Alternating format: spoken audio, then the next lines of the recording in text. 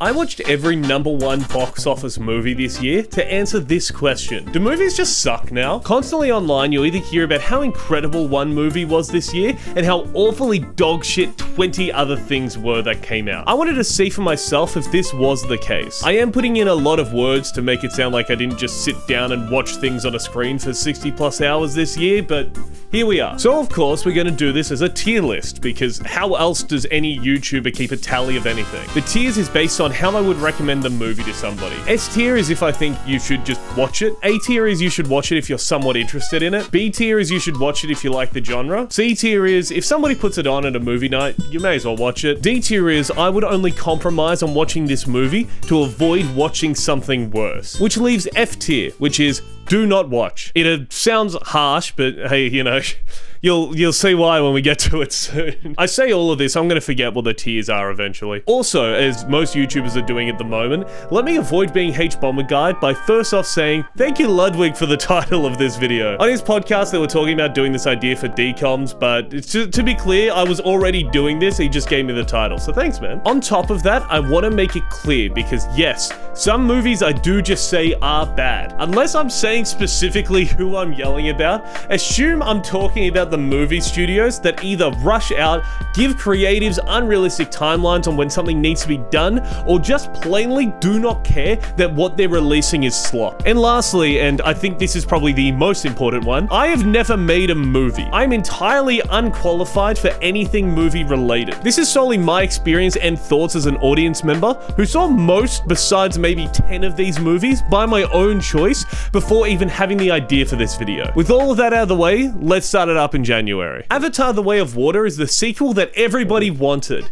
In 2008. I think by the time this was coming out, there was only one person who wanted this movie made, and it was the guy who made it. If you've seen the first Avatar, you've seen this movie. Jake Sully likes being a Na'vi and lives with them. The humans want to mine Pandora and kill Jake because he's a traitor. But in this movie, they go and hide with the water Na'vi. Don't get me wrong, there's parts of this movie that I enjoyed. Like when one of Jake's kids discovers a whale and makes friends with it. There's this montage of him and the whale swimming and hanging out, which is really good for the first 2 minutes of the montage. Then it just kind of keeps going, and afterwards, the whale is forgotten about until an hour and a half later when they need help in a fight. Thinking back, that is probably the only time I can think of where a character seems happy in this. There's parts sprinkled through where you see a big hug and laughter when mainly the kids are making friends with the water people, but I didn't really feel anything from this. I think it has to do with it being kind of a war movie. Most of the movie, there's this lingering feeling that the humans are gonna find Jake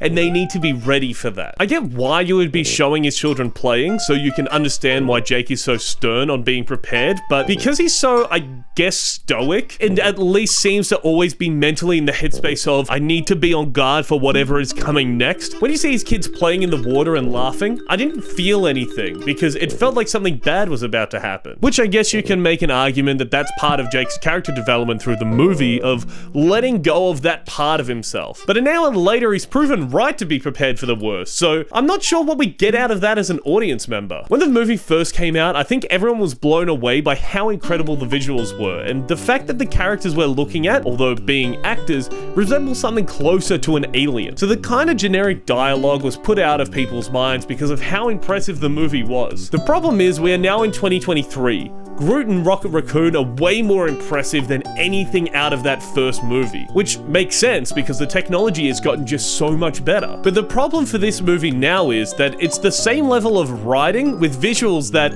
excluding those giant shots that are made only to wow you, there's nothing we haven't seen before here. What I'm trying to say is, they made the same movie again, but this time, nothing makes it stand out. The dialogue between Na'vi is just boring. When the humans talk to each other, they're just evil. At least in the first movie, you have to blow the dust off of the ground to see the inscription that the humans represent evil corporations. In this movie, the main human is running around talking about how he's got deadlines to meet and how they need to hurry up because they've got money to make. There's just no subtlety with this character. I also haven't even mentioned yet that the bad guy who died at the end of the first movie returned in a cloned body and is now the bad guy in this movie. Rise of Skywalker came out in 2019. Did you not read The Room home on that one? People didn't like that idea then. And 4 years later, you think that was just a little silly phase we were going through? My only real problem with this is that it's just the same guy. He hates Na'vi, and now he's trapped in the body of one? That's a really interesting concept to explore, which could lead to some good character development maybe. Nope, he's just got a human son. That's his character development, I guess. In saying all of that, immediately just going to middle of sea. If someone puts it on, yeah, see what it's like, but like,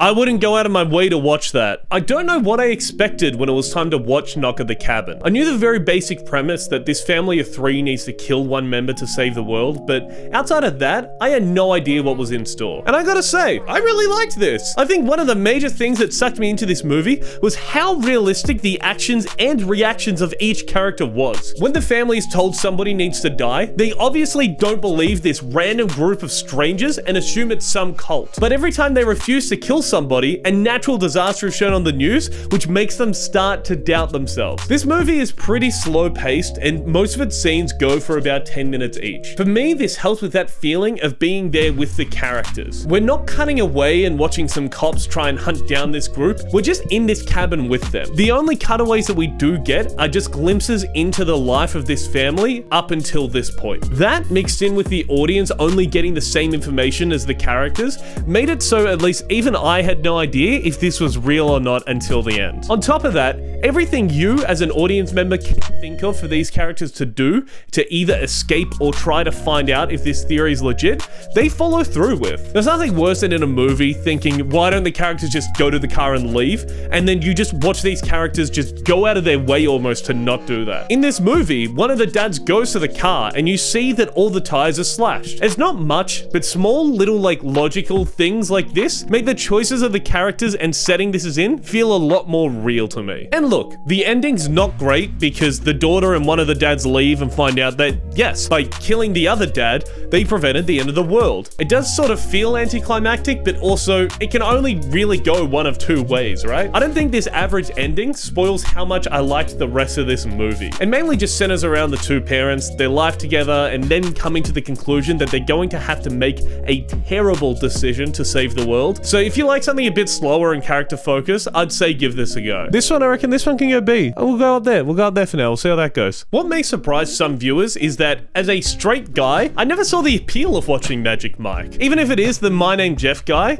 I just never felt the call to watch it. But what if I was wrong to not watch it? In this movie, Mike does a dance on a rich woman who then decides to put on a strip show at a historical theater her husband owns to get back at him for cheating. I don't know if I was wrong to have never seen one of these. Immediately watching this, it's just, the dancing is so sexual. I know that sounds stupid, but there is one point in this first dance of the movie where it just turns into Channing Tatum imitating having sex. Like, I get being fancy with it, doing a little spin, maybe a little twirl, but in this, he just puts Salma Hayek on her side and just on his waist and just starts thrusting her up and down. Am I just frigid, or does this not seem weird? I can't get out of my head how uncomfortable it must have been to just have, like, I guess your friend on set to just dry hump you every once in a while. I was surprised by how funny this movie was. Don't get me wrong, it's not a comedy the whole way through, but there's little moments like when Mike is trying to work out the plot of this play they're putting on, and in all seriousness, suggested they should get a real horse to show up on stage. That doesn't mean though that this movie is all round good. It's not. It felt very long for a 2-hour movie. There's parts in this that just don't work. Like at the very end, Mike runs up to Salma Hayek's character and says, "Look,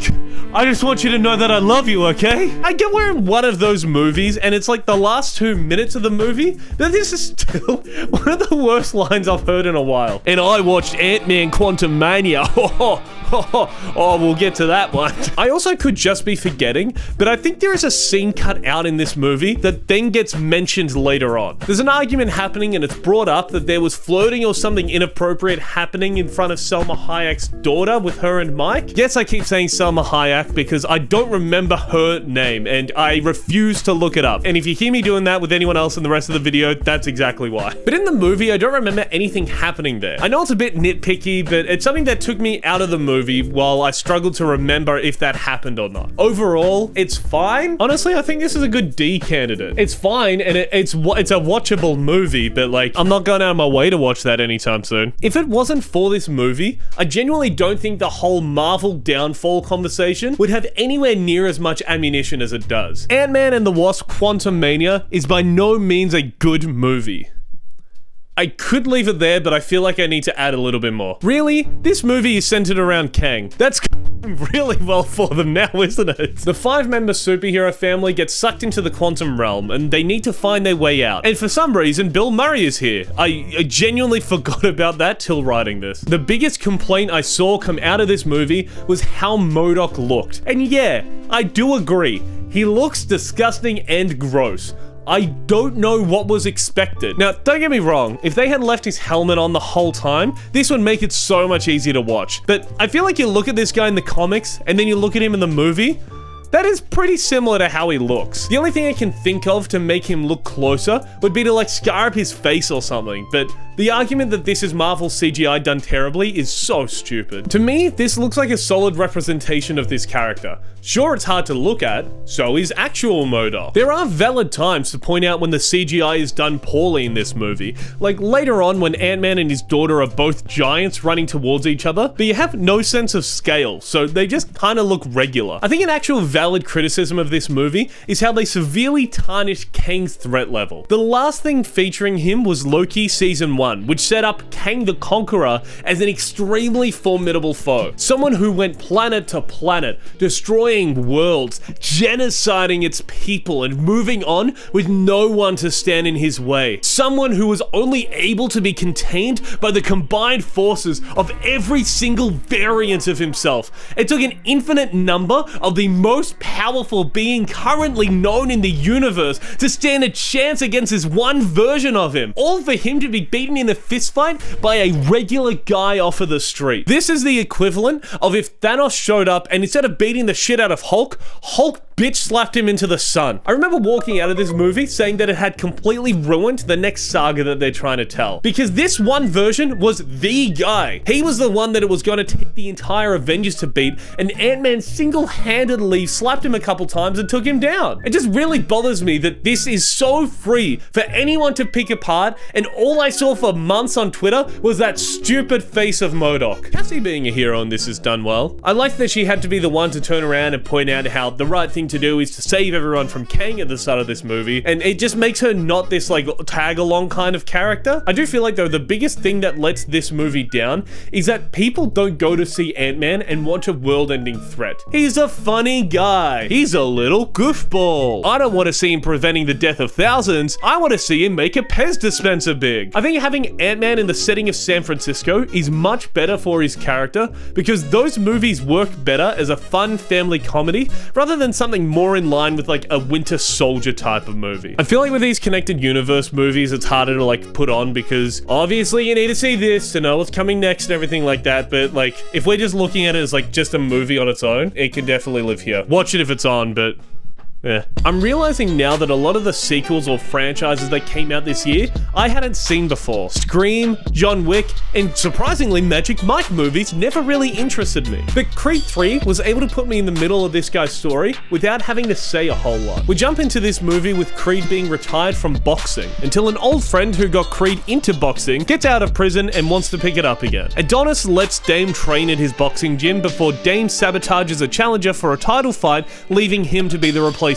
Dame uses dirty tactics to win the fight and publicly talks shit on Creed to the point where he brings himself out of retirement for one last fight. This felt like a very straightforward story, and I mean nothing bad by that. Creed 3 was able to hold a solid through line for the whole movie, and outside of thinking that Dame's motivations were just petty, I really enjoyed this. There are a lot of stylized shots in this movie. Two come to mind right away. The first one is in the opening boxing match where a punch is thrown into someone's stomach and you see a close-up of the sweat being launched over their back. It was such an interesting moment because this is something you see way more in like an anime and you wouldn't usually see in a Hollywood movie, let alone just in regular live action, and it was really cool to see. The second is in the final fight, which has times where it switches between this fully sold out arena to just Creed and Dame in the ring. In these moments there are no crowd, almost like a grey fog that sweeps over the ground and stands are far off in the distance. All you can hear is the breathing of the boxers, the punches, and occasionally the creaking of the metal in the stadium. I really enjoyed how something like this can really put you in the mind of the characters. Seeing the spectacle fade away and remembering that it's just these two people in the ring going at it. The only thing I can say I didn't really care for in this movie was when they were explaining the backstory of these two characters. We get shown the context of when they were younger and see Creed beating up a guy. Dame is arrested for it as Adonis flees. This makes sense for Creed to feel like he has to help out Dame, but it ends up being one of those times where if the characters just sat down and talked, this would be resolved. Dame ended up resenting Creed because he never wrote back to him in prison, but it turns out Creed's mum had been keeping the letters from him. You see what I mean about if they just talked it out? One of the most powerful shots in this movie is after the fight. Creed wins and heads back to Dame's locker room. Both men are tired and bruised, and they just apologize to each other for letting it get to this point. I think this is what made the movie for me, because you see Dame realize that he let his ego get the better of him, an actual redemption of a character who made bad decisions. Even if it did take the best boxer in the world to tell little bro to sit down, he gets there. I'm not even trying to like space these out to fill it in, but like I genuinely think that this is an A. I think if you kind of liked that description of the movie, even though I mean half of it's just been told, you should watch it. It's really good. I think immediately after watching Scream 6, I felt the most insulted as an audience member that I've ever felt from probably any movie I've ever seen. Scream 6 spends most of its time centered around the fact that the events of the previous movies have been turned into a popular book and movie series. The killer this time is supposedly trying to complete the franchise by killing Jenna Ortega and her sister. Before I start complaining, I do want to point out that some things in this movie I genuinely did enjoy. At the very start, an imitation killer explains that he wants to continue the movie's legacy, to which Ghostface replies, "Who gives a fuck about movies?" before slashing down a knife, and from there, the title pops up and we get shown a montage of New York with pop music playing under it. I knew from here it was going to be cheesy, but this is still like no movie I'd ever seen. They're still having an intense moment with a serial killer, while the padding around that gives off this carefree, kind of like corny 80s sitcom vibe, which I really liked. They also have moments in this where it does feel like they didn't script sections and just let the actors have genuine conversations. There's one scene where it is revealed around a dining room table that Melissa Barrera's character has been sleeping with the guy across the hall. The reactions of laughter and excitement from everyone else in the room feels so genuine, and this is one of the few scenes where there feels like there's actual chemistry between the characters. But these glimpses of something nice and interesting does not outweigh one of the only icks I can pinpoint in my life. Have you ever met someone who is just blatantly rude and inconsiderate of other people's feelings, and their defense is that they just tell it like it is? This movie feels like the embodiment of that person. There is a point where it feels like the movie hits pause and one of the characters starts explaining what a franchise is and putting out all the tropes and flaws of a franchise. Okay, in context, this is because again, the previous movies we've seen have been turned into movies in this universe, and they believe the killer is wanting to complete his franchise by killing Ortega and Barrera's characters. From this point on, which I want to say is around the 30 to 40 minute mark, every 10 minutes or so, we're reminded that we're watching a franchise story and that there is tropes in a horror genre which are so silly. And this is where the movie falls apart very quickly for me, because it becomes so referential to the idea of this being a franchise story that I think they forgot that they're in control of how bad this movie can get. It feels like what they're trying to do is by pointing out the tropes of the genre, they want to frame this movie as if it's a commentary on horror. The only problem with that is that they're then using these tropes without any sense of tongue-in-cheek about them. Like the idea of, you thought there was only one killer, but there's two! Or that the slutty friend gets killed when she goes off to have sex. That does end up having a twist to it by the end, but the reveal of her still being alive doesn't negate the fact that you pointed out how stupid that scenario specifically is and then wrote it into the script 10 minutes later. It feels like they're trying to point out how stupid it is that this is what happens in every horror movie, while also doing exactly what happens in every horror movie, and the only conclusion I can get out of that thought process is that you know and don't care that this is shit. But you think if you point and laugh at the shit parts, that makes it okay. It's fine to point and laugh at how bad something is and make a satire movie of the genre, but that's not what this is. I feel like the reason this pissed me off so much is because it is exactly like that inconsiderate person. You're going around telling everyone how bad your behavior is.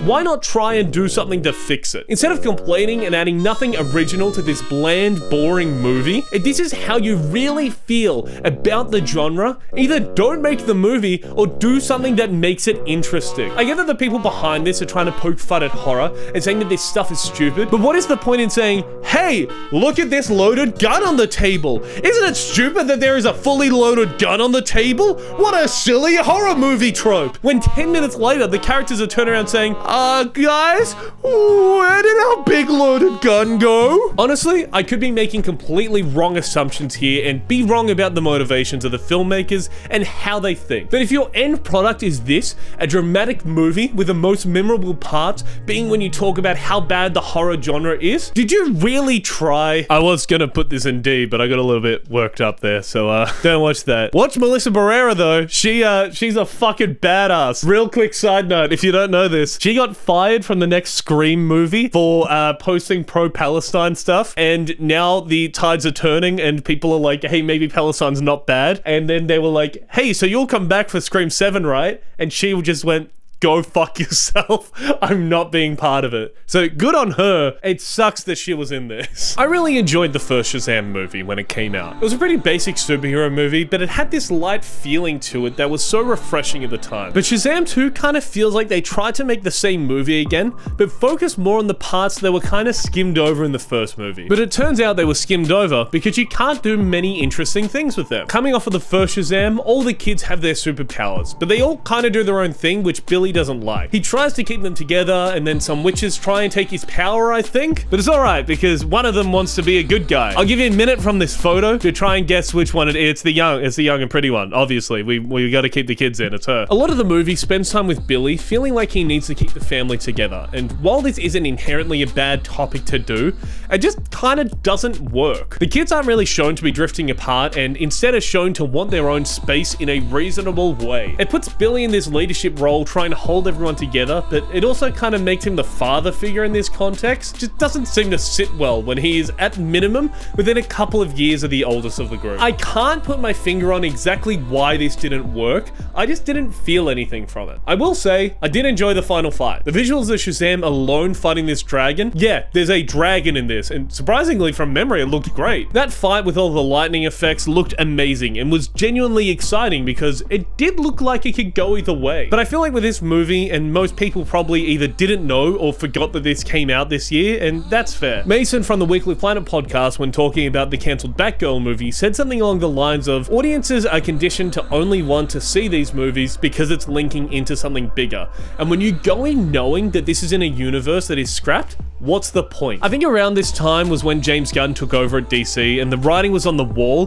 that this universe was dead. And sadly, that means no one wants to watch a movie a lot of people tried their best in. I'm struggling to think of anything in the actual movie that I want to talk about. I think the only real positive that came out of this movie for me is that now I know who Rachel Zegler is. Not from the Steven Spielberg movie that she was in, from the sequel to a movie that was basically dead on arrival. I'm realizing that I didn't give myself a lot of space. I think this can go here. I think it goes top of C in front of Quantumania. I have a feeling a lot of these are going to end up in C. This isn't going to work. This is maybe one of, if not the only movie on this list where I should have watched the movies that came before it. John Wick Chapter 4, I'm assuming, picks up after John Wick Chapter 3. There's people coming to kill him, and John Wick needs to find the guy trying to kill him and kill him. I'll be honest, I just don't think these movies are for me. Most of this movie is action scenes that last for about 10 minutes apiece. But I'm a soft bear. Violence It's kind of mean. I would assume that if I had watched the other movies, I would understand a lot more of this plot than I did. But I didn't, and the summary I gave is about as much as I got from this. And before there is any kind of pushback on me saying that there is next to no story in this, let me give you some more ammunition to be angry. When are we going to agree that Keanu Reeves does not act in these movies? The movie starts with this massive build-up as Lawrence Fishburne's character makes this big deal about how the world needs John Wick to come out of retirement or hiding or whatever he's doing in this cave. And after 2 minutes of build-up, John gets asked if he's ready to fight, and all he has to say back is, yeah. As if he's confused by the question. It's a very serious part of this movie, and I'm in a crowded cinema laughing at the most badass cool guy of the movie being unintentionally hilarious. So look, this movie was fine. It had some cool stuff in it, like the blind guy who is unironically leaps and bounds more interesting than any other character in this movie, including John Wick. The only other standout moment of this movie is the staircase scene towards the end. We get to see John Wick start at the bottom of this staircase, and I don't remember which order this happens in, but he has to fight off like 30 guys shooting at him coming up this massive staircase, killing every single person for like 10 minutes, and then once he gets to the top, he gets kicked halfway down the stairs again and has to make his way back up by fighting off this one big guy. And look, this is funny, but it's also the only point in the movie I'm on his side. Overall though, this movie to me feels like nothing, and it doesn't really go anywhere. I'm sure if you're a fan of the franchise, this movie is probably great, but it did not feel like there was any kind of story or plot in this movie besides kill bad guy now please. Again, this could be because I haven't seen the other ones, but I doubt that the last 3 movies does that much heavy lifting. This is based on if you're the same as me and you haven't seen anything else. We're gonna put this in D because yeah, I mean it's fine to watch. I would probably rather watch Avatar than John Wick again. Every year there's always a movie that makes you go, oh yeah, that did come out this year. And for me, one of the biggest ones is Dungeons and Dragons. I genuinely don't remember a lot of this movie. It was something along the lines of someone wanted to take over a kingdom that was rightfully Chris Pine's, so they had to go get something from a dungeon guarded possibly by a dragon before they could get it back. Despite not remembering half of it, I thought this was pretty good. It had some funny beats in it. I didn't really feel like it was overly slow in points, and the gang of people they end up recruiting that go on quests are all likable, which is surprisingly hard to do. The only thing in this movie that I can think of as being not great is Michelle Rodriguez. I'm not saying that she is a bad actor, but that is one of the 3 options. The second is that I just didn't like this character and didn't enjoy the way she was. But the third one, which I feel like is way more interesting, is that she has been typecast as this kind of character. A stern badass that doesn't take shit from anyone, which is fine and it can work. But for me, it gave off the same vibe as Jake Sully in Avatar, where you never really connect with the person because of this wall that they put up. You get a bit of a glimpse into her character when she goes and sees her ex and when she's about to die at the end of this movie, but even then, I still didn't feel like I could connect with her. Outside of that though, this movie was a lot of fun. The world they live in and the people and species inside of it are interesting, and just seeing the core crew interact with one another and evolving their skills, it's cool to see. To be fair, it is a pretty basic story and scenario, but I liked it. Was it good? It was alright. I think this is another C. We're gonna fill up this C category so quickly because there's so many movies on this list that are like, it's fine. As a kid, I was not into Nintendo. I think the closest thing I came to being into it was playing Mario and Sonic at the Olympic Games on the Wii. But I can see how this movie would be getting a new generation into Mario. Mario is a depressed little guy living with his parents before he goes through a pipe and he's basically thrown into the middle of a war between Princess Peach's kingdom and Bowser. This movie is a good bit of fun. Seeing Rainbow Road and the Blue Shell is basically the only references I got, but it was fun to see something like that brought to a big screen in a movie like this. It was an interesting idea to start the movie in the real world before going into the fantasy world, and it did make sense for why Mario was trying so hard to do whatever he could to help these random people he met. Besides his brother being kidnapped, we don't need to worry about that. I do have a bone to pick though. Why is it that Ryan Gosling from Blade Runner and Drive is the biggest literally me for guys, when in this movie you see Mario do his 9 to 5 and he is grinding, trying to get through the day, come home to his family, and maybe he feels underappreciated. shit. And then he sits in his dark room and plays video games till it's time to go to sleep. You're telling me as a male, aged between 15 and 47, you don't feel that? This is the true hero of our generation. That is our goat. And he's being squandered by Mr. Pretty Boy over here, which, by the way, is toxic. Maybe think twice next time before sending that same tired shot of Ryan Gosling laying on snowy steps. Maybe next time, think of him, because he thinks of you. Anyway, this movie was fine. Jack Black was easily the highlight of it. It's just a bit of fun. You know what? The more I think about it, I think I've changed. I think that's the new strat. I think, yeah. Because the more I think about it, the less I want to watch Avatar. I didn't really like the first two Guardians movies. The first one was fine, the second one was a bit more boring, but Mantis was a cool addition to the team. Guardians 3 is by far the best of the trilogy, and easily beats out so many movies that came out this year. This movie spends more of its time focusing on Rocket and learning about his origins and him confronting his creator, the most disturbing man to look at, especially after Rocket completely destroys this guy's face. I did not expect to see that level of gore in a Marvel movie, but I'm happy we got it because it's so cathartic to see this piece of shit get what's coming to him. I was genuinely taken back by how dark they truly went with Rocket. Starting him as just basically this sweet little creature that ended up becoming corrupted by one evil man who took everything away from him. To me, the rest of the characters kind of took a backseat role. We got Quill dealing with Gamora not knowing who he is, and a surprisingly nice bit of closure with the two going their own way on mutual ground. There was no forced rekindling of their relationship, which I liked. I personally just like Karen Gillan in basically anything because she was the companion in the first Doctor Who season I watched, so seeing Nebula step up in this movie to be a senior kind of member of the team was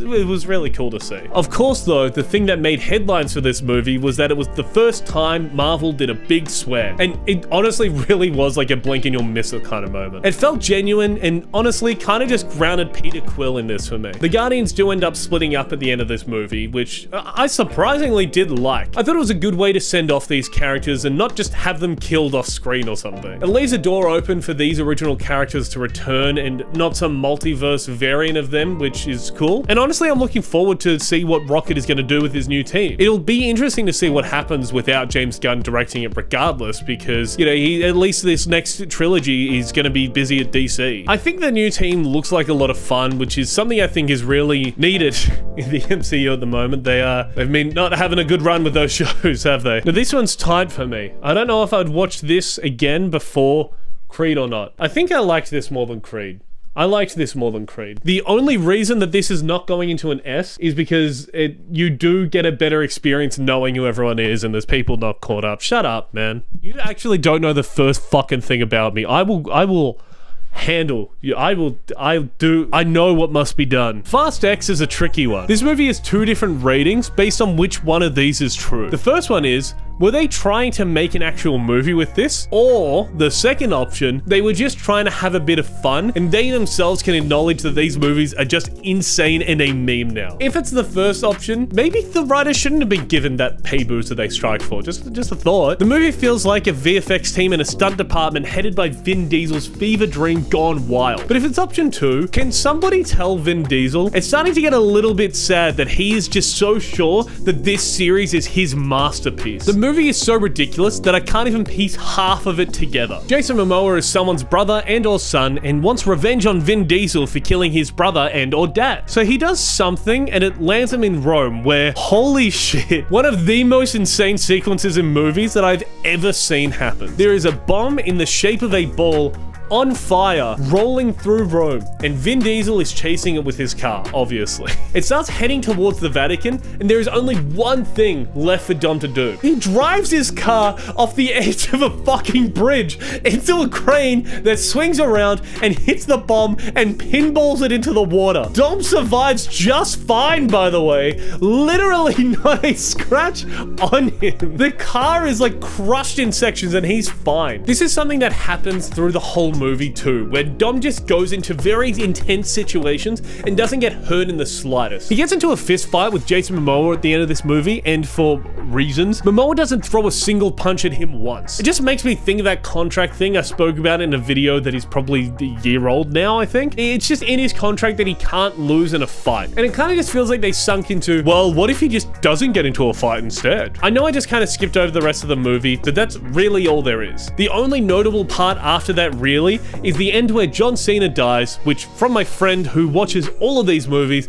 is probably a fake out, and that's why we just moved on from it. Half the crew dies in a helicopter crash, Vin Diesel and his son are about to drown in a dam, and Gal Gadot shows up in a submarine, which again from that friend was very surprising. If this was any other movie, I feel like this is different. Spider-Verse, which we'll get to in a minute, is also a two-parter, so let me just use one element of that to compare. Spider-Verse ends on a soft cliffhanger, and when it does, at least the common consensus is, how are these characters going to get out of this situation? Fast X ends on a very hard cliffhanger, but instead it just kind of feels like it hits pause. You know that half of the cast didn't die in the helicopter because it's half the cast. The audience didn't see the crash and we don't get a moment to sit on the death. It's fair to say they're alive. You know Vin Diesel is going to survive because he's Vin Diesel. That's not even a way of Dom Toretto can't be stopped. It's in a way of Vin Diesel would not let his character die, and for some reason he has a major control over the story of these movies. It feels like they're trying to pull an Infinity War, but the difference is,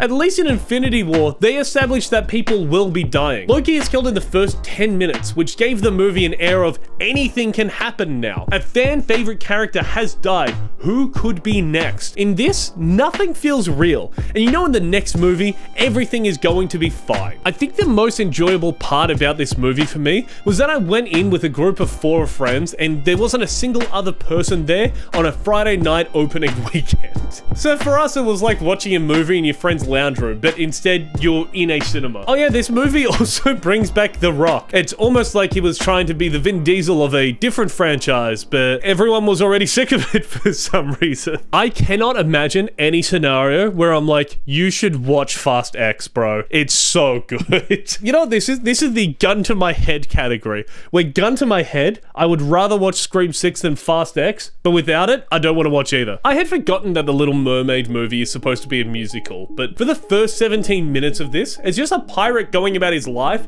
and a mermaid saves him from drowning. This movie obviously follows the same story as the original. Ariel wants to be a real girl and gets turned into a human, but without her voice, which, unless she does a big kiss with the pirate, Melissa McCarthy keeps her voice forever. I will say, I haven't seen Melissa McCarthy in much besides the Ghostbusters movie and maybe something else, but she was a really good pick for this role. They do a lot of the same shots in this movie from the original, like Ariel up on the rocks as the waves crash behind her, and Ursula being a big old octopus with slithering tentacles all around. Seeing these shots translated so well to live action, it's something really cool to see. The rest of the movie is fine. There's not much else to really say about this movie besides that there's a lot of will they won't they until they sail off into the sunset. Besides that, I just have a note here that says, this is very dramatic, which I think does sum up a lot of this movie. Especially this end fight, where Ursula's just a big squid in the sky or something, and they fight her off with love, I think? I don't know, this is all just a bit of a blur if I'm being honest with you. You know what, this is surprising. In all honesty, I think that goes there. I think that's a C movie.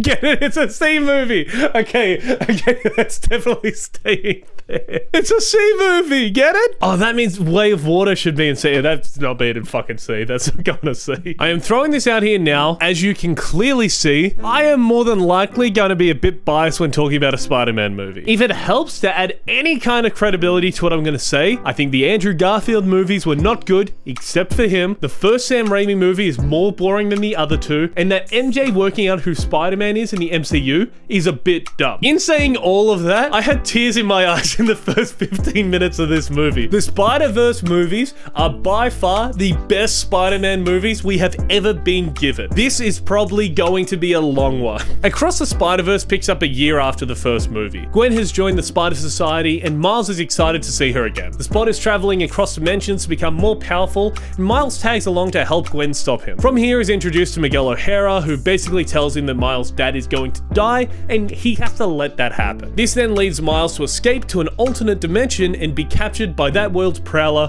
who is a Miles Morales variant. I am not going to be able to properly express how much I enjoyed the movie when I walked out of it. I know I sound like an actual fucking film nerd, but I genuinely felt inspired after watching this. I could see how much love and dedication to the characters that was put in by the team that was behind this. It made me want to be a better entertainer and video maker. I went and had dinner after this movie, and my friend and I did not stop talking about this for an hour in a crowded restaurant talking about things that we had never spoken about before. There are 3 shots in this movie that I cannot get out of my head, 2 of which are unrelated to Miles and happen in the first 15 minutes. The movie opens on Gwen and it just sets this tone that it is going to be just as much her movie as it is Miles. The colors and textures of this world are based off of her world in the comics. Pastel colors everywhere and almost like this kind of watercolor texture to everything. They use this really well in the first shot in my head, where Gwen's dad is in her doorway. He's got light leaking in behind him, whereas Gwen is in this dark corner of her room. She rushes over to hug him and the bright light behind him starts to take over the whole room and spread over the 2 of them. I can't even put this into words. It just has such a well done piece of visual storytelling. And that's why this second shot hurts even more. Gwen's dad is hunting down Spider-Woman, and while Gwen tries to plead with her dad, he fires his gun into the air. The bright flash in this dark scene and the silence follows. After having just seen them hug each other maybe 5 minutes earlier, it hurts to watch. This moment really shocked me when I watched this. I didn't expect them to be able to make me care about this interaction so much when the last movie, we didn't really get to see much of Gwen as a person and more so just her as a mentor. Now in this movie, they managed to make us care more about her in the first 10 minutes than most movies make you care about a character in a full 2 hours. I don't give a fuck about him. I don't care. Last one, and then I'm gonna shut up, but this is my only opportunity to say all of this because no one cares. But you're stuck here now, and you have to hear this. Gwen and Miles reconnect on the top of a building with one of those like gargoyle standout things you see on like the Chrysler building. Gwen walks underneath it, and you get a shot of the city with Miles looking over it, and Gwen is upside down underneath the gargoyle. Miles and Gwen talk, and he sits down with her, and then we get the same shot, but this time Gwen and Miles are both sitting up, and the city is flipped. I've never really been one to talk about shots and imagery and things like that in movies, but this scene right here is just done so well. You feel connected with the characters, and better yet, you feel like the characters understand one another, which I can't think of a version of this done better in another movie, especially not on this list. These 2 people get each other in a deep and meaningful way, which again is conveyed so well by the visuals alone given along with this movie. There is no part of dialogue that connects them like this. This is all just what you glean from watching it. It also helps that this movie just looks beautiful. The aesthetics especially of Miles and Gwen's worlds look amazing, and also give you this feeling that they are lived in. You know how there was that complaint for like 5 years about how every superhero fight ends up feeling like nothing because you're either in an empty city or just some big open like gray area with smoke everywhere? This city feels real. It feels lived in and it feels welcoming. Even as me, just like a unchanged regular person, I want to live in this world. It just feels so full and warm and like everything is possible. The people behind creating each world's look and feel have done an incredible job at this. The villains in this movie are kind of split between the Spot and Miguel O'Hara. What I really enjoyed was how the Spot did just seem like a nobody when he first showed up in this. I remember watching him in the 90s show, so I was excited to see him show up again. His transformation in the movie from being this more fun kind of reluctant criminal to being a methodical and stern villain is done so well. I think by showing his transformation into this big bad, you do make him feel a lot more threatening. If it's something like Mysterio showing up at Far From Home, you go like, oh okay, he's a big bad guy that's gonna do this, this, and this. Whereas having this basically regular dude with powers devolve into madness and wanting revenge so badly gives at least me as an audience member the impression of this guy is capable of anything, which makes him a much bigger threat. Miguel, on the other hand, is different, and I think this is one of the only things I didn't love about this movie. Miguel has this idea that canon events are supposed to happen. I know, funny meme. His theory is that without these events happening, then the Spider-Verse collapses and causes havoc on the universe, which we did see in Spider-Man India's world. My only problem is that Miguel seems to hate Miles because the spider that bit him was supposed to bite a Peter Parker instead, and Miles is an anomaly. But he doesn't seem to hate Gwen or Hobie when neither of them are Peter, but they still have the powers. I guess maybe they weren't anomalies and their spiders were meant to bite them. I don't know. His whole outlook on how things should be done and why things need to stay as they are is the only thing for me that I can't get on board with. I mean, I guess you're supposed to feel like that too, because that's what Miles' mission becomes, but I guess we'll see when the next movie comes out. What I just can't get over is how Sony is somehow managing to make one of the best Spider Spider-Man universes ever made, while also making Morbius. I could be wrong, and Madam Web is gonna come in and save the day, but come on. They've had 4 goes at making a good Spider-Man adjacent movie. I don't think go 5 and 6 is going to go well for them. What I got out of this movie is that this is what happens when people who give a shit about what they're making are allowed to create their vision. Who would have thought people who cared and liked about what they made can make something good? I did say I was biased, but I don't think it's going to be a surprise where I end up putting this. Unironically, as I'm talking, I'm like, damn, I should watch this. I should watch that after I'm done here. So probably will. Going from such a great movie to the next week being this kind of sucks. Rise of the Beast is about exactly what it's titled, Transformers. It's basically the same Transformers movie as always, but this time there's a gorilla Transformer. The humans find an artifact that was actually a Transformer thing, and the evil Transformers want it to do evil, and the good Transformers want it to hide it away. Oh, sorry, that was the plot of Michael Bay's 2007 movie, Transformers. In this movie, the humans find an artifact that was actually a Transformer thing, and the evil Transformers wanted to do evil, and the good Transformers wanted to go back to Cybertron. There's the 2 human characters in it, and they go along for the ride with the Transformers, but they don't ever actually seem to get along. The only connection that they really have is that the Transformers want to protect humans, and the humans want to protect the humans. That's about as deep as it gets. There's nothing really to say about this movie. I do try, but like, it's just nothing. The only thing that I can really think of that stands out to me is that at the end of this movie, they force in a G.I. Joe warehouse to be like, well, this is going well, guys. What about if we could have a new movie of a franchise no one cares about? How about you shut the fuck up? You had 2 G.I. Joe movies, one of them with The Rock of all people. They both barely made their money back if you take marketing into consideration. And then you had a 3rd movie come out in 2021, which on a budget of anywhere between 88 to 110 million, they do the ranges usually when a movie bombs, by the way. So assume it's on the high end of 110. This movie made $40 million when it was released. Is it not obvious that people don't want these movies? How about instead of trying to work out this connected universe, you just make one good movie first? Did you not see what happened, twice now with the DC movies? It's fucking stupid. Anyway, Transformers. This even surprises me, holy shit. I specifically remember in the Transformers movie being like, I could fall asleep. So that belongs there, I think. That works good. I am convinced that this movie was only released to get Snyder fans to stop arguing on the internet because it makes it look like DC has a bad culture of fans. The Flash had everything working against it. Snyder not directing it, James Gunn taking over at DC, Ezra Miller being a regular person in Hawaii. I am honestly surprised that this movie managed to make $200 million considering how little it seems like anyone cared about this movie. Even Michael Keaton wasn't enough to get people in. The movie centers around the Flashpoint storyline from the comics, which DC used basically when they wanted a clean slate. So they decided to do it in the movies as well. Let's see how that goes. Barry goes back in time to save his mum from dying, causing a ripple effect through space and time. Or as the movie more confusingly puts it, a spaghetti effect. I just really want Hollywood to just pick one and run with it because it's getting too much to remember how all of them work. Basically, the world is in shambles and Barry has to let his mum die in order to save the world. But is it his world he's going back to? No, I don't think Ezra Miller is ever appearing in another DC movie again. If you haven't seen the clip already, go watch Corridor Digital talk about the Flash movie baby scene. This is some of the worst CGI I've ever seen. And sure, you can use the excuse later on in the movie that everything is supposed to look a bit weird. This scene is in the real world, and these babies look like they're wax figures. It looks awful and fully takes you out of the movie. Supergirl was pretty cool in this. It's just Superman but a girl, and she actually has a reason to be mopey, unlike some other versions we've seen before. Even if Michael Keaton was just brought in to be a cameo, which I don't think he was, I feel like he was there for an actual purpose, he did get his moments. My favorite is because in this version, he's an old man now, and he's got all this old tech from the 80s because he stopped being Batman. He has to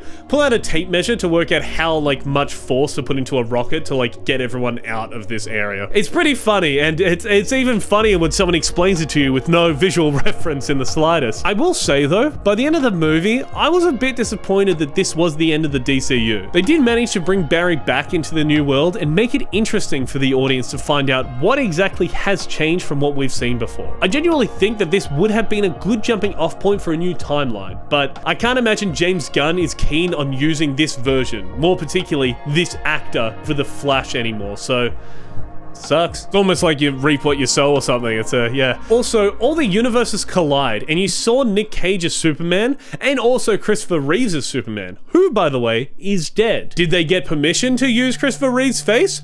I don't know. It would be pretty bad if they didn't, especially if they did it again with another actor like Adam West and also didn't ask permission from the family to reanimate their dead relatives as a puppet on a screen for the displeasure of a lot of people, especially with an audience who might not even recognize who the people are and the reality that those people have been dead for 19 and 5 years respectively. It's just a thought I had. In saying all of that, I have warmed a little bit to this movie. This is a hard one because, like, who just puts this on? You know, I guess, I mean, you know, who just puts that on, that on, that on? I definitely would watch this again. I think it's at the very end here. We've run out a little bit on space. There is a lot of just a movies happening, I think. There you go. Perfect. Good thing I had a spare one. After the Flash movie came out, I think afterwards a lot of people went, didn't we get a good superhero movie not that long ago? And then they remembered that, yes, Spider-Man came out 2 weeks earlier. So they just went and watched that again. It went back to number one. It's number one again that week. As a kid, I loved Indiana Jones. I only just realized when I wrote this that I basically did cosplay as him at like 8 years old. In saying all of that, I could have gone without this movie. It's the 70s maybe, and Indiana Jones is old now. Harrison Ford was legitimately born in the middle of World War II. He's old now. There's a group of people that want an artifact that allows them to travel back in time to, I think, save Hitler maybe? Or just win the war, or something about going back in time, I don't know. It turns out Indy's goddaughter knows where the thing is that they're trying to get, so they go on an adventure together, and she basically fills in for the physical stuff Harrison Ford can't do anymore. I mean, look, this movie was fine. Phoebe Waller-Bridger was good in it, and I liked her character. She was just basically female Indiana Jones, so if you're wondering why people in their 40s or 50s were upset about this movie, that's why. Harrison Ford was fine in it. He can still act, so like, all of his scenes were good. It's just most of the physical side of it where he couldn't really do as much. It kind of does end up being another one of those Indiana Jones movies where if he did not get involved at all, the bad guys would still get the device and fly through the hole in the sky, which teleports them back to 212 BC. Yes, it does really do that. The only thing that changes with him being involved is that he gets to make up with Marion for the 3rd time in his life, and they live happily ever after. I think by the skin of its teeth, Indiana Jones makes it here. I did not know that Insidious was a franchise, probably because it didn't yell at me telling me it was a franchise for half of the movie. I think I would have enjoyed this less if I had seen the other ones, but we're going into this as if I had no idea. The movie is about this one family, mainly the dad and his son. The son moves away to college and the dad is trying to reconnect with him. They start having all these freaky events happen, but it turns out it's just a demon or whatever haunting their family. It's fine. 2 random normal people can handle this. That's at least what I've learned from every other horror movie Patrick Wilson has been in. Out of all 1 hour and 45 minutes of this movie, there is only one thing that I really enjoy. Early on, the dad is trying to convince his son to let him be driven to school, and very blurry off in the background, you can see leaves moving in the wind. There's a section of it that's a different color, and immediately I thought, oh shit, there's someone there. But what I liked, which is going to sound so dumb, is that the camera doesn't move from here for ages. It's a solid at least 30 to 60 seconds of the camera staying completely still on this angle. It was enough time for me to second guess if that is someone, or if it's just the leaves moving in the background and they're different colored. I don't know, it's just such a small detail. I just really like when a movie can make you second guess what you're thinking. They also do a similar thing later where on a window the outside view is being obscured and then shown again, and just a figure disappearing and reappearing, and the suspense you have of when they'll show back up again is done so simply, but it's so good in these moments. What I didn't expect was that this movie would actually be a movie about astral projection, which is cool because it's something that I haven't really seen done in a grounded movie like this before. I think the only other time that I can think of seeing it is something like Doctor Strange. The idea that whatever this demon is, it does exist in a separate realm, and that the characters are able to go there is a cool concept I haven't seen done before. I feel like this movie started off strong and then it just kind of just got bogged down in the idea that they're being haunted for the next hour or so, and they just did a lot of talking about that. I'm slightly changing the goalposts for this, but if you were trying to work out what to put on, if it's this or Scream, if it's like, hey, I want to watch The Little Mermaid, and then the other person goes, hey, I want to watch Scream, I feel like you can compromise and be like, let's watch Insidious. Say what you will about Tom Cruise, but boy, can that guy make a movie. It's Mission Impossible, one of my favorite movie franchises, because if you look at everything 2011 and beyond, they just don't miss. This time, Ethan Hunt learns of an AI that is going rogue and can hack into anything it likes. He decides to try and destroy it with his team, but it turns out his friends are his weaknesses. Ooh. It's a banger movie, what can I say? These movies do just have such genuinely a great cast. Like, Simon Pegg just feels so good in these movies, and it's so fun whenever he's on screen. But speaking of cast, Hayley Atwell is such an amazing addition to this movie. They have written her character so perfectly as an audience surrogate, because very quickly she realizes how in over her head she is. She's a con artist, so she has a bit of that skill to her, but in her very first car chase, after about 2 minutes, she realizes how out of her depth she is, and just puts her trust in Tom Cruise to get them out safely, which, can you say that you would do any different? Their relationship throughout this movie is very believable, and by the time you get to one of the last scenes of this movie, it completely works. Dead Reckoning ends with a train derailing for what feels like 10 minutes, and this is easily one of the best scenes in a Mission Impossible movie to date. For the whole time, I'm just on the edge of my seat watching this happen, and even though you know at least Ethan is making it out alive, Hayley Atwell's character could go either way. I think what makes this scene so engaging is that they're trying to climb up and out of the train as it hangs off a cliff, but each time they make it a bit of the way up, there's a new problem that they have to solve, which just keeps repeating over and over again without the same problem being presented twice. For me, this scene genuinely outdid the bike jump, which, yeah, it was insane, but I had been seeing it in trailers, in regular movie ads, and online for about, 2 months leading up to it. By the time the stunt came to happen in the movie, I was already done with it. I had seen it so much by that point that I didn't feel anything in the jump, which I think is why the train scene was so impressive to me as well. There was a massive spectacle maybe 10 minutes ago, but a slow-moving crawl through a train was just as if not more engaging than anything else. I am missing so much, but this movie was great. Genuinely, if you have not seen these movies, you should really watch them. They are, I feel like it's so guy-coded to be like, Mission Impossible sick, because like he does big stunt and he can do anything, but like that is what John Wick tries to be. I don't think that anyone could have predicted that of all things, the Barbie movie was going to be one of the most culturally significant movies of the year. But being honest, a lot of that has to do with the Barbenheimer meme, because looking back at it, it was alright, wasn't it? It wasn't Ben Shapiro bad, but I also wouldn't say it's like The Dark Knight good, you know? Now imagine this. Hypothetically, you are a Barbie girl in a Barbie world, but you start thinking about death, as we all do from time to time. But not doing the voice. Barbie then has to find out what is happening, and she goes to the human world to do it. I thought this was really cool that you can just go into the real world from Barbie Land. It avoided the movie being like the end of the Origins map, where the whole time we were just watching dolls being played with. I feel like it adds a lot to the actual movie itself, because it's real. These are real people you're watching. And if this was just a movie about dolls, and there's that clear distinction, I don't think that this is anywhere near as good as what it is. In saying that though, and this is gonna sound like Ben Shapiro for a minute, there are parts that are a bit too in your face for me.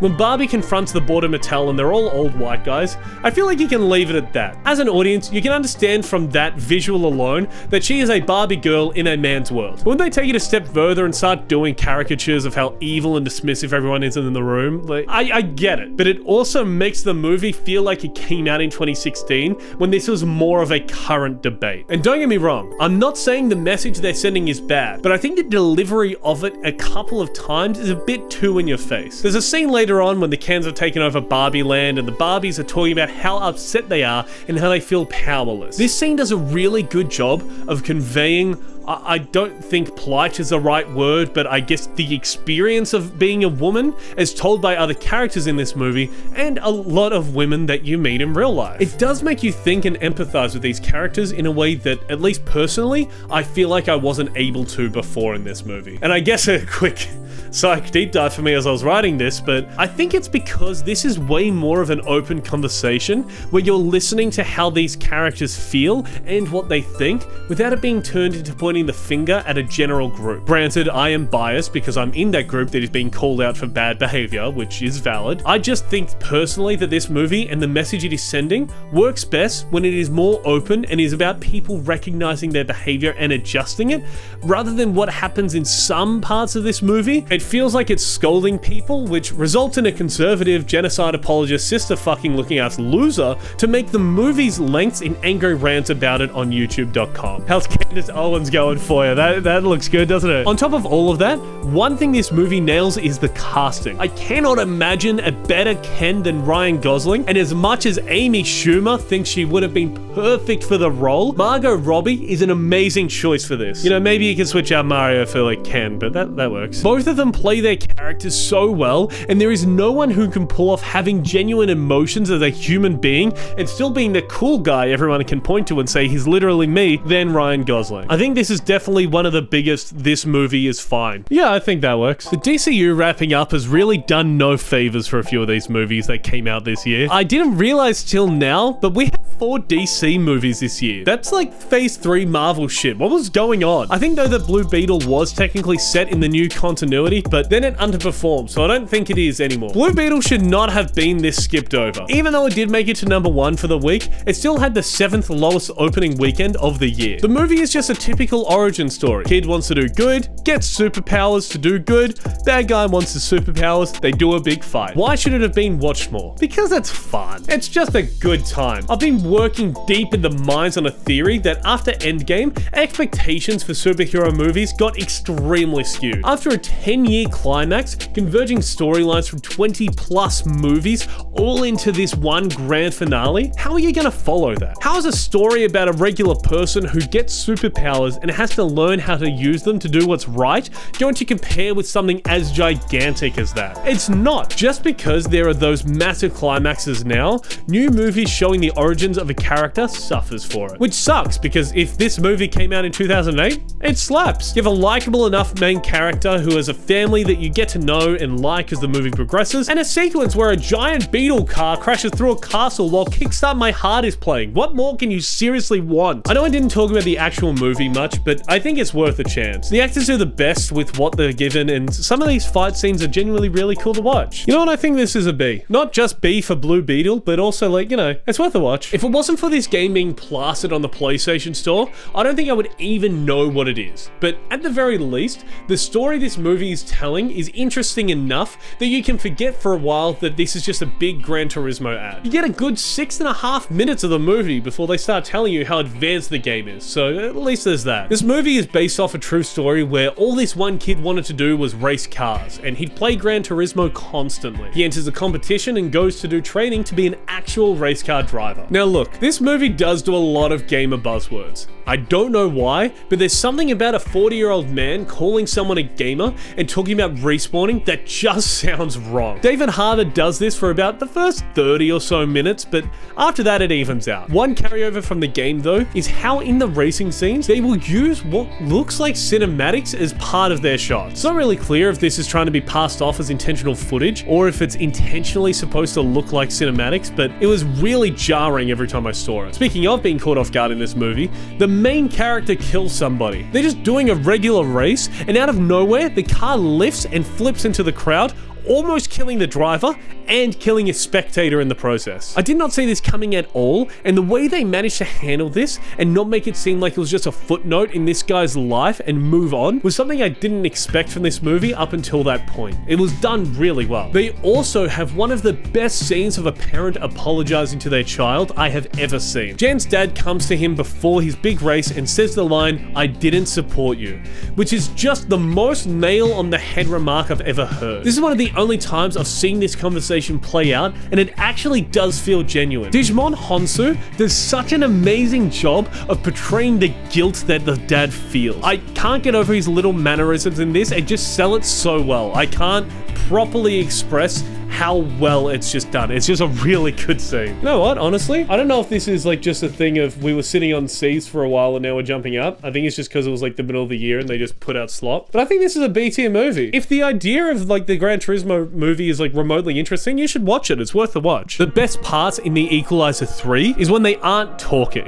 This is the only note I had on this movie for months after I had seen it. When I say, think of the plot of a Liam Neeson movie, That basically sums up this one. It's Denzel Washington and no one can stop him. He hides in Italy and a gang terrorizes the town he's living in and, well, they end up being killed. Who would have thought? I'm sure if you like these movies, this one was probably fine, but for me it was just scenes of walking around a town, conversations that never feel real, and like they were alluding to something we aren't aware of, and it just goes nowhere. The only thing I found interesting about this movie was trying to piece together who this CIA agent was, and it wasn't until after that I realized it was the kid that was in every movie, but now she's all grown up. Cat in the Hat, Charlotte's Web, War of the Worlds, it's her. I'm not lying when I say I think this was the only thing that kept me engaged in all of this movie. This is like John Wick. It's probably great if you've seen the other ones. Not for me. We're gonna get there, but I don't understand critic ratings. I hate horror movies. I'm terrible at sitting through them. The Conjuring movies are the only ones I managed to get through and actually wanted to watch again. Except for one part in the second movie where a painting is hanging on a wall and a nun runs through it. That was the most terrifying part of the second Conjuring movie, and I never wanted to see her stupid face again.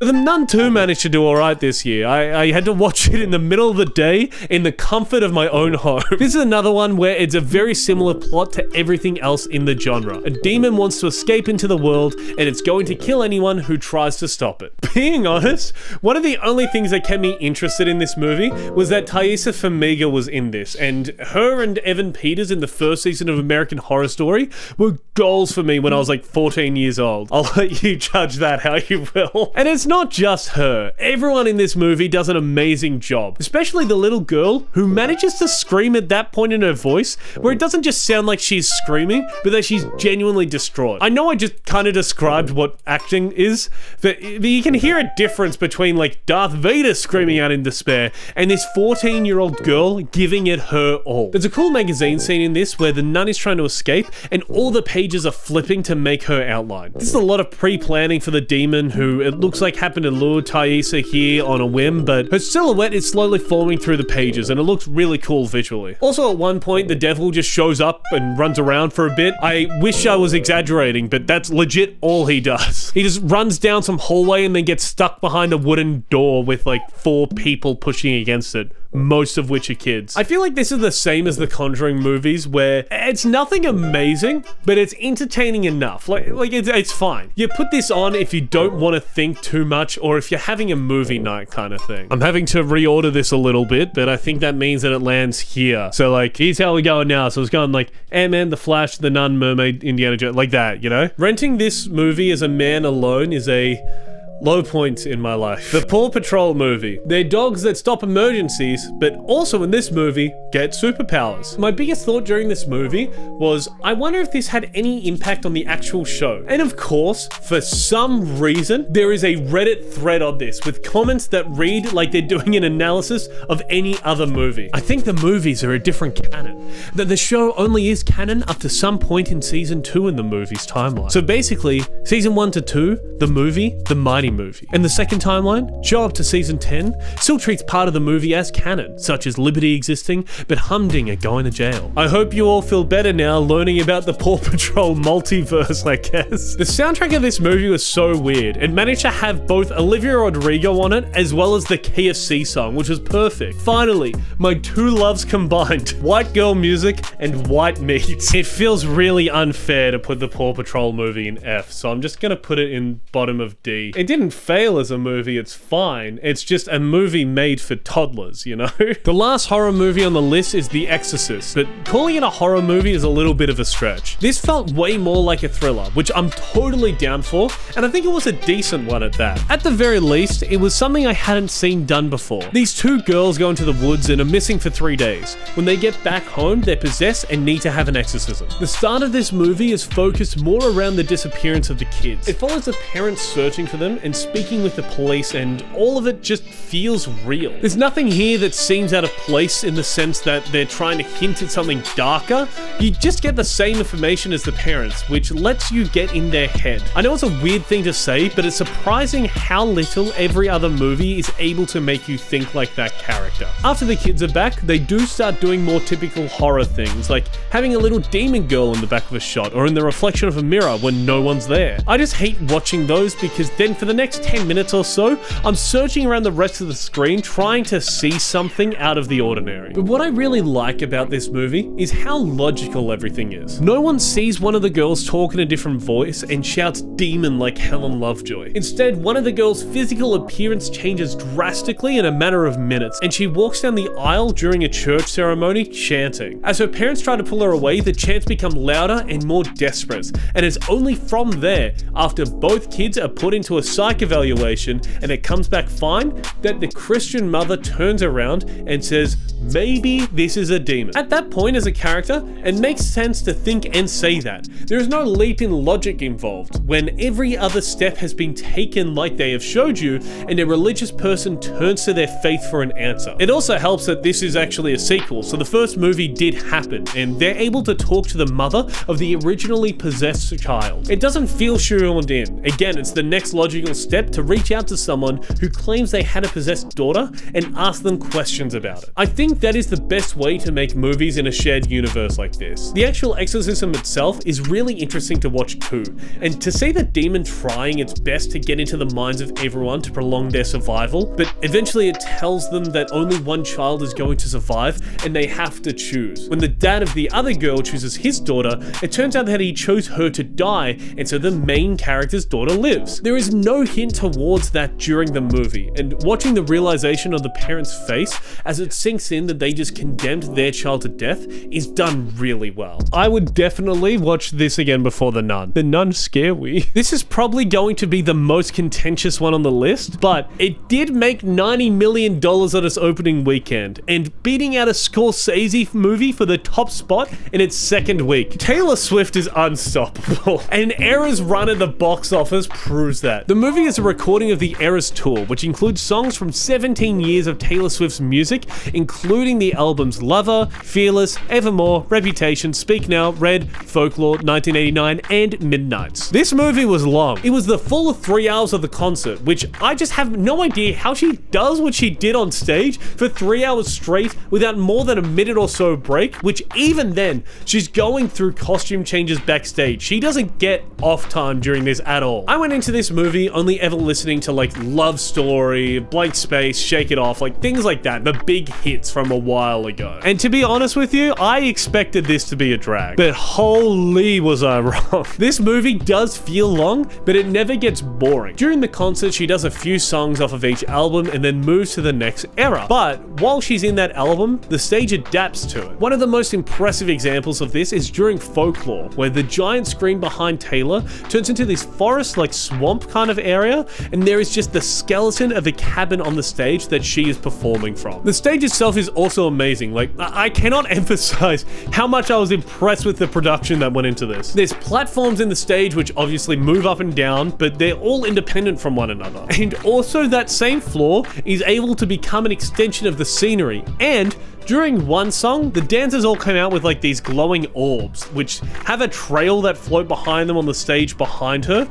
But then when they're walking, it follows them exactly on the ground underneath them where the dancers are moving. Like, it's just such an advanced level of choreography and visual effects work together that some movies can't even pull off. Seriously, there is one part where she just dives into the stage, which now looks like water, and it shows her swimming all the way back up to the front. That same stage that is just being used as like a second screen, basically. Who thinks to do that? I think what made me enjoy this movie so much is just how much care was put into crafting this show. Every single detail of this production feels like there is a clear idea that is being fully developed and implemented into the show, which, as we've seen in other movies this year, you can only polish a turd so much. At the end of the day, it's still shit. Forget about the music too for a minute. Solely based on how this looks, it is incredible. I have never seen anything like this level of showmanship and production before, and in that moment watching this, I was happy to be there to see this person's vision. But also, those songs are pretty good. I won't lie, I left the movie and found the playlist on Spotify, and look, it's been on rotation a little bit.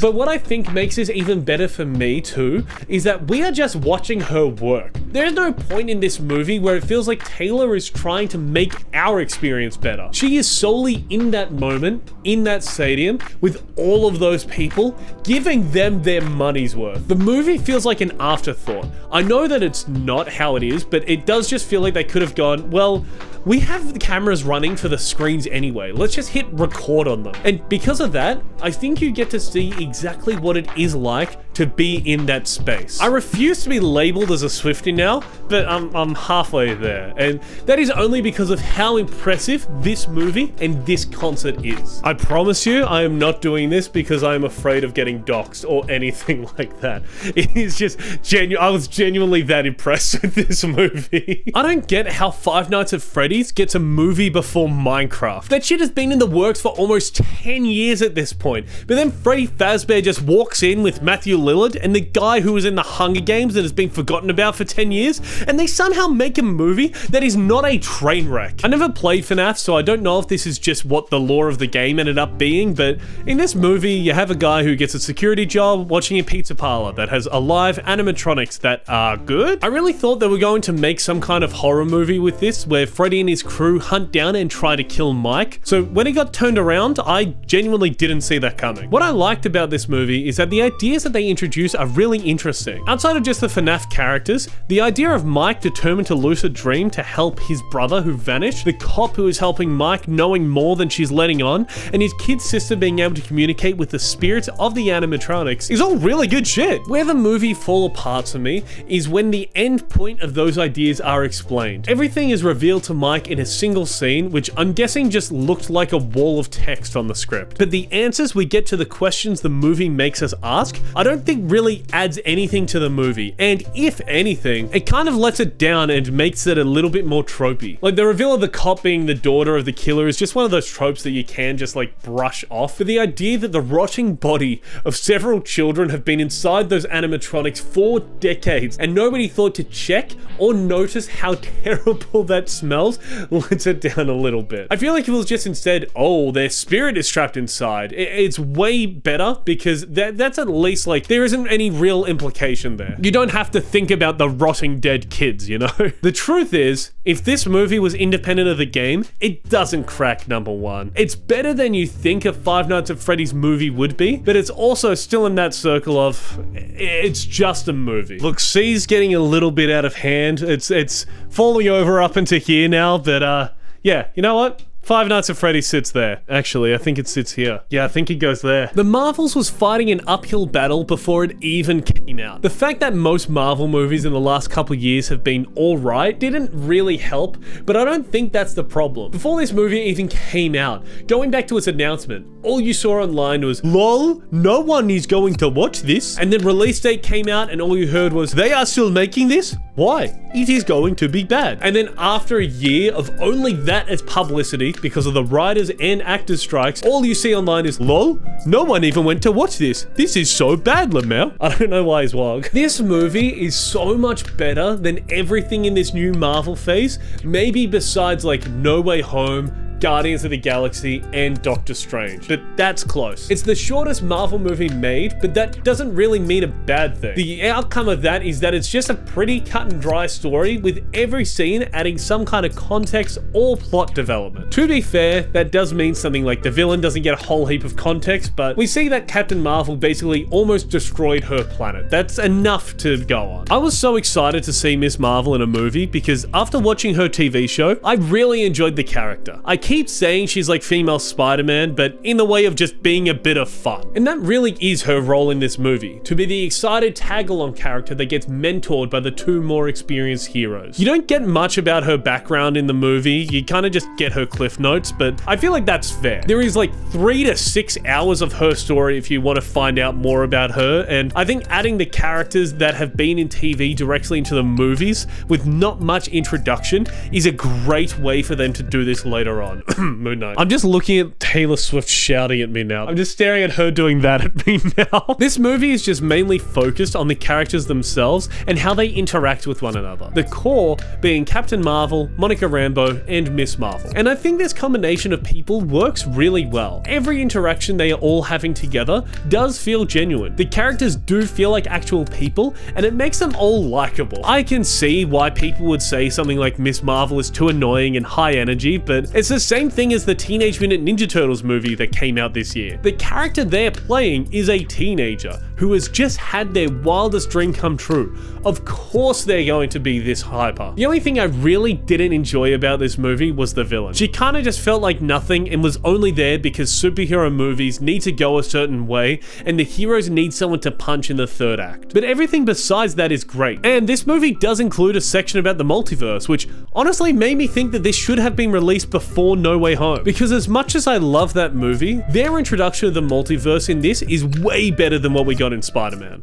Said it was good, I didn't say it was great. But everything besides that is great. Is it still a surprise if I say I didn't watch the original Hunger Game movies when they came out? To be entirely honest, I don't think I would have enjoyed this any more if I had seen the other ones, because not having any expectations for what these characters should do and who they should become made this just as enjoyable for me. This movie boils down to being about the first gamified version of the Hunger Games. The games are televised and each tribute gets a mentor from the Capitol. In this case, Rachel Zegler has young Donald Sutherland as her mentor. She's back now, remember her? Remember her? She's back. This movie does a good job of setting things up without making the payoff obvious. In one scene we learn about how snakes won't attack a scent they're aware of, and later in the game, that is used so that Lucy Gray can win. We also see Peter Dinklage constantly downing little shots of something throughout the movie, and he eventually dies after receiving a fresh supply from Coriolanus. Both times these things are set up, there's no lingering camera on something or a pause in speech for the audience to know to remember this. They just mention it and continue on like a regular person would. The plot in this didn't feel obvious either. It's kind of like Oppenheimer in the way that after the game has finished, like the main event of the movie, there's still another hour of story left to go. You get to spend a lot of time with the characters in that portion of the movie. It builds up to this rebellion plot, which apparently Lucy Gray was also maybe a part of. I think that is the only complaint I have for this movie,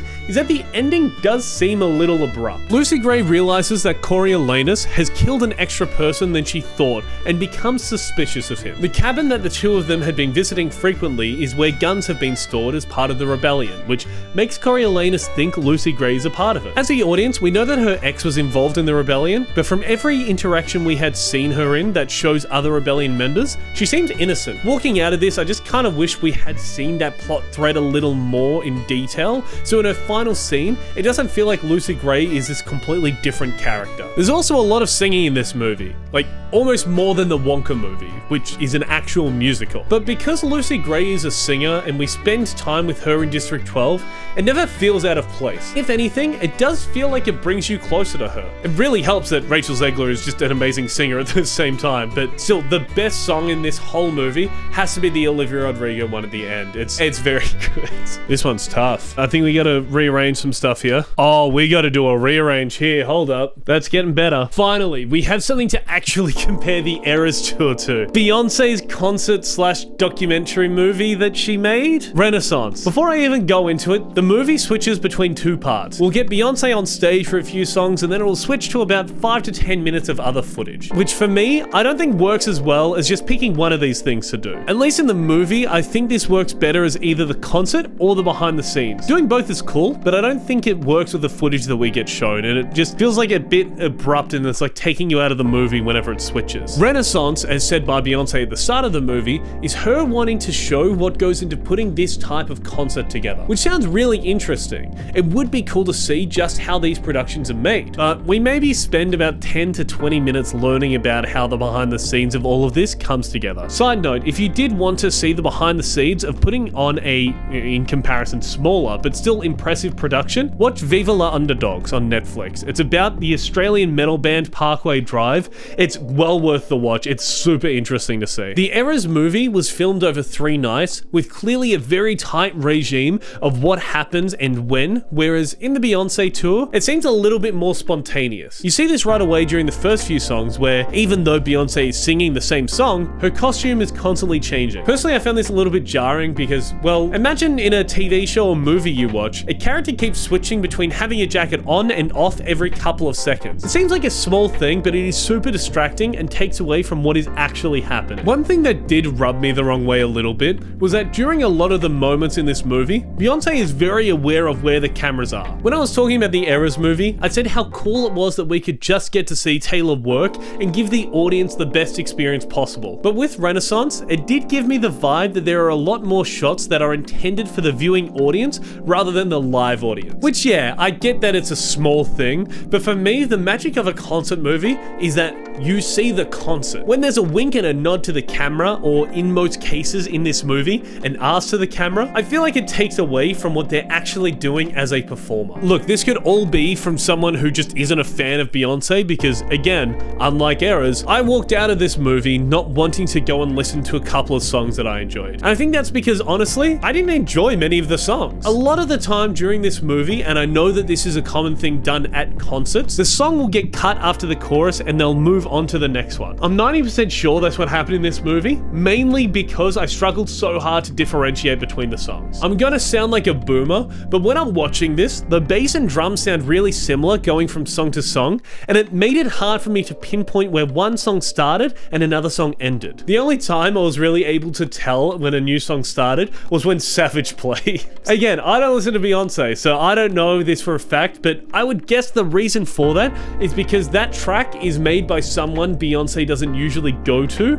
so it does sound distinct from the rest of them. Maybe I just don't like Beyoncé. I didn't give much thought to Taylor Swift songs before the movie, but at least in that I could find something I liked. There was nothing in any of the songs Beyoncé played that I could say I particularly liked, except Savage. I will say I liked the bass in Savage. A quick thing to add onto this before I move on is that her daughter comes out and dances for either one or two songs, and there's this really cool shot of the two of them on stage together, and it's just a nice moment that's like captured with the two of them. I think I'm gonna cop it for this. I am sorry to any Beyoncé fans that are watching this, especially that one guy that was singing in my screening. I don't want to ever watch that movie again. I had no idea this next movie was even coming out. I had heard and saw nothing of this until it made it to the #1 spot. The Boy and the Heron is a Ghibli movie about, I don't really know.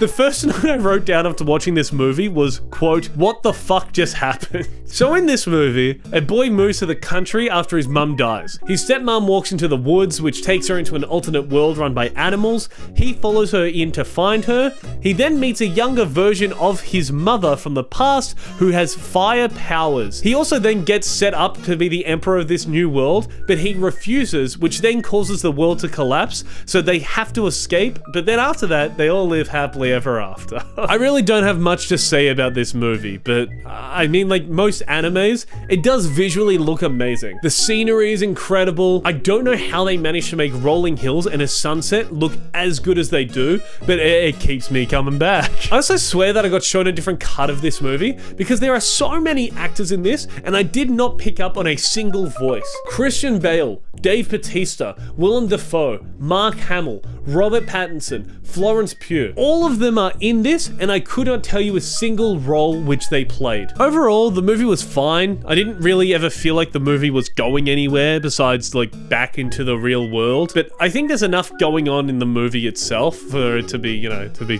watchable, to be good. I mean, I guess, not good.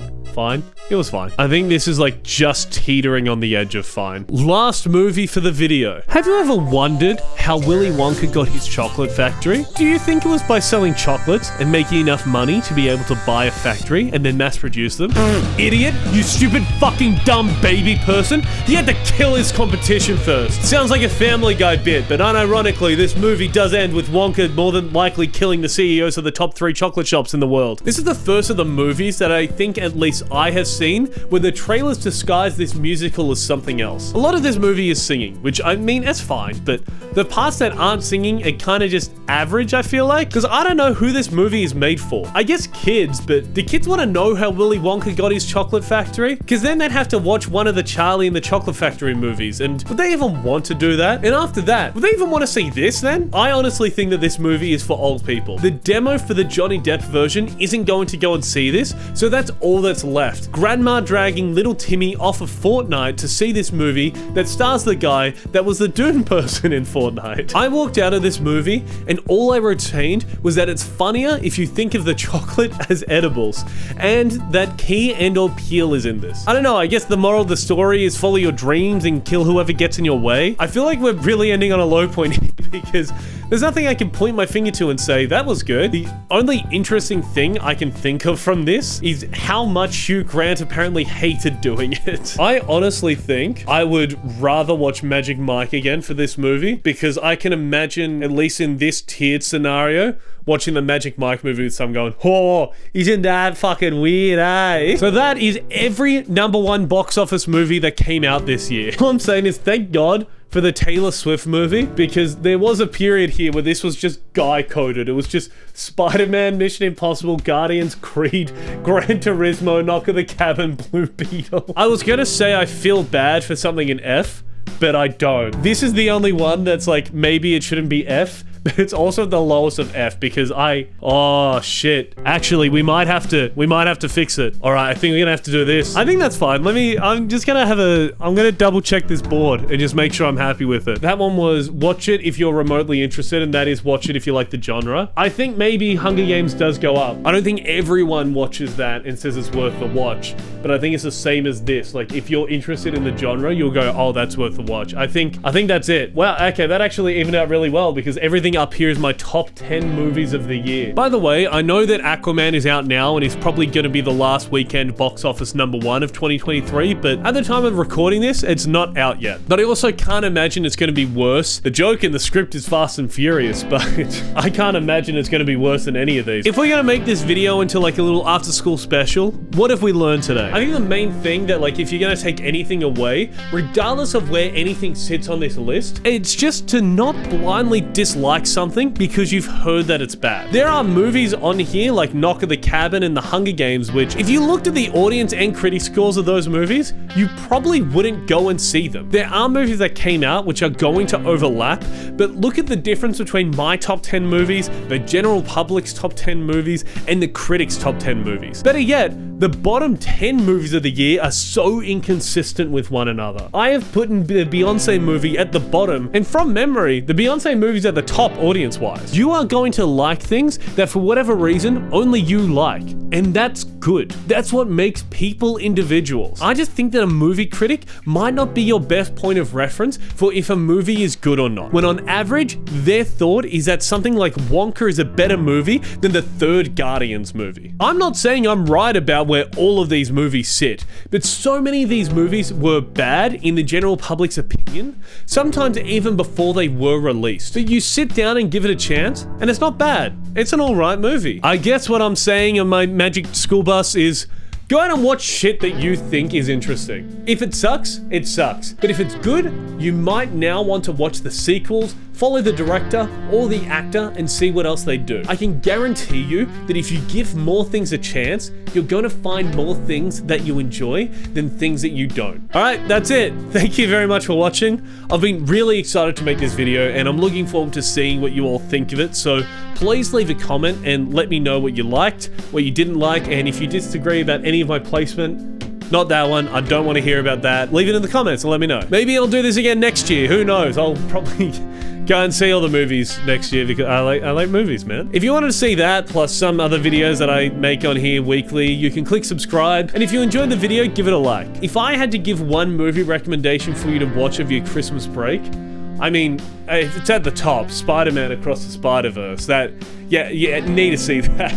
But if it's something, honestly, that like you may not have seen, something from in this middle section here. Okay, I have to. Honestly, watch the Taylor Swift thing. It's really good. It is very impressive. I will say also watch Knock at the Cabin because I genuinely really enjoyed that. That was good. But then also if you haven't seen it and you like superhero movies, watch the Marvels. I like that too. All right, well, thank you all for watching. I really appreciate you sitting through all of this if you have. So thank you very much for that. Have a good one and I'll see you later.